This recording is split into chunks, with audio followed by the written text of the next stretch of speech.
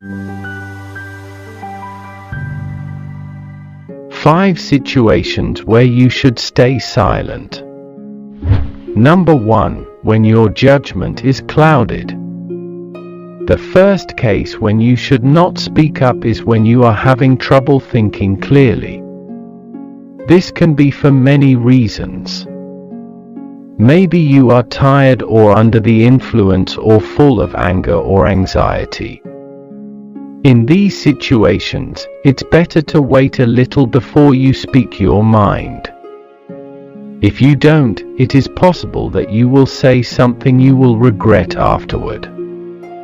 If you give your ideas time to mature and still think the same way, you can talk about it later, but not when you are compromised emotionally or in other ways.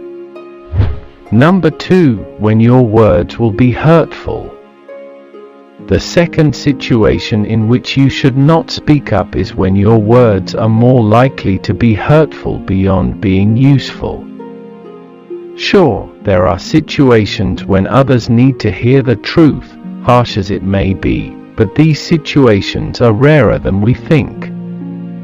Consider whether the words you want to speak are going to be useful or if you are acting to hurt the other person. Number 3. When your opinion doesn't matter. The next situation when you should not speak up is when your opinion is irrelevant. It's never easy to admit and accept it, however, it's very important, even if our ego doesn't agree. When you don't know enough about a situation or other people are experts, or when your opinion has no impact on others, it's often better to stay silent, just because it's the wisest thing to do.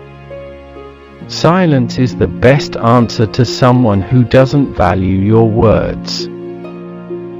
Number 4. When you don't have enough evidence.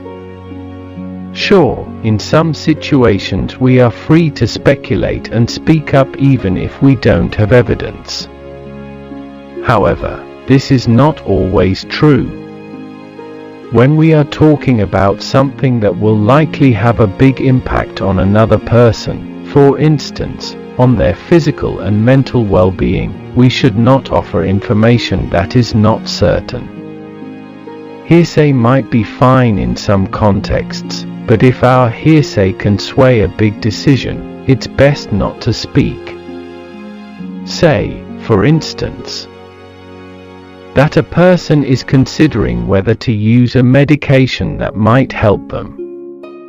It's best not to bring up a rumor about a friend of a friend who used that medication and had side effects unless you are certain it's a fact and not a rumor.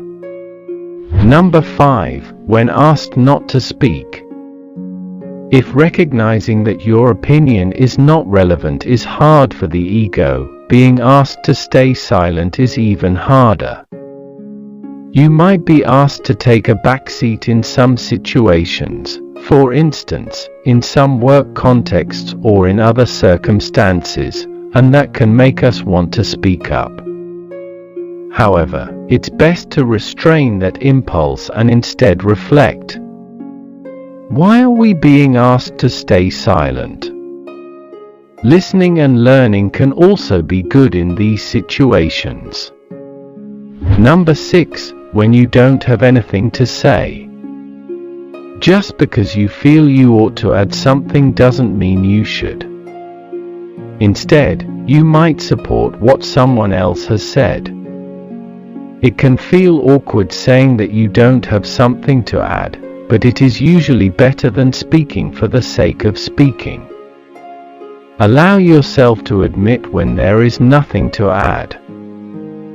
Be careful with your words. Once they are said, they can be only forgiven, not forgotten.